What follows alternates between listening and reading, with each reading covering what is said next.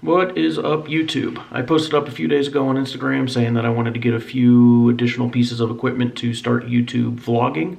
I did get the lights, I did get the batteries for the camera, I got the camera I wanted. I was dumb and did not charge the battery for the camera. So I'm using my old Canon G7X, seems to be working well. Lighting I'm happy with, but I'm not a huge technology person, so we'll see how this wants to go. But yeah, so I wanted to get into video vlogging as it pertains to odds gods breeding, because I wanted a way to monitor my progress and as a way to hold myself accountable. If I see the results, I keep going with it. I wanted to do a YouTube channel for probably about 10 years now. A lot of my family and friends would say that it would probably have been a YouTube channel regarding cars, as that I'm a mechanic and a huge car guy, but I saw kind of a unique opportunity as it pertained to YouTube with Odds Gods Breeding just starting up in December of 2022. I started it up with my wife just more so to get out of being a hobbyist and wanting to see if I could do it on a little bit bigger scale, a justifiable scale, and as a justifiable means to an end. Ultimately, everybody wants financial freedom and the ability to travel and do stuff like that.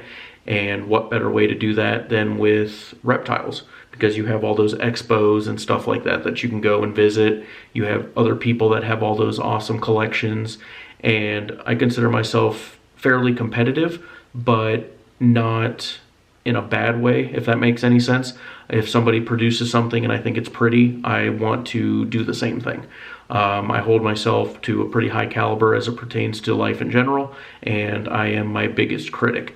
So with this YouTube channel or this vlog series or whatever it happens to turn into, I'm using it as a way to document my progress from basically a Joe Schmo nobody to potentially a reputable breeder and somebody that would have some weight if they were to say something regarding reptiles, but more specifically at this point, ball pythons.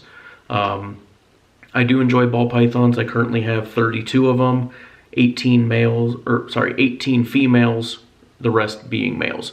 As a hobbyist, you tend to buy what you like or what's aesthetically pleasing to you, and that isn't bad, but going from hobbyist to more of a professional standpoint does tend to kind of bite you in the butt a little bit, because your genes and everything are now so diverse that you can't really isolate something specifically.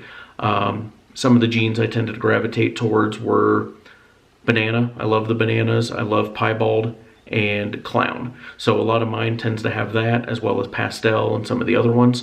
But I think what we'll do is kind of dig into it a little bit more as time allows, and kind of just have this focus on why I wanted to start the vlog. And again, that's more so for myself to hold myself accountable, see my progress, push myself further, and everything like that.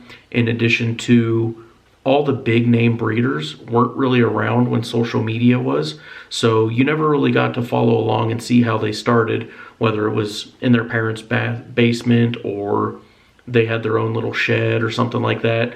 I'm currently at home. All my snakes are downstairs in the basement. In Colorado, we got to just monitor temperatures and stuff like that a bit more, just because of how cold it can get. Just this last week, we had our pipes freeze twice. Luckily, nothing broke, but it's just of how cold it is.